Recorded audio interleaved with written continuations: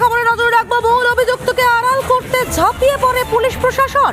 মূল অভিযুক্তকে বাঁচাতেই সন্দীপের নির্দেশে মুছে ফেলা হয় সব প্রমাণ। সব জেনেও চুপ ছিলেন টালা থানার ওসি।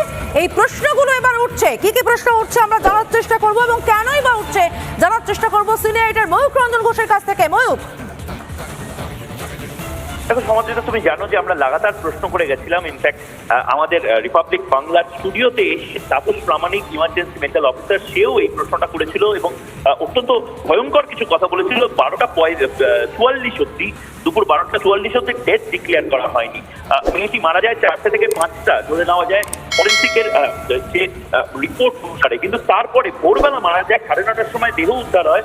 12:44 অব্দি আমরা একেবারে, আমি আবারও বলছি, সিবিআই এর একেবারে টপ সোর্সেস থেকে আমরা যা জানতে পারছি, সন্দীপ ঘোষ এবং এই টালা থানার ওসি তারা দায়িত্ব নিয়ে কার্যত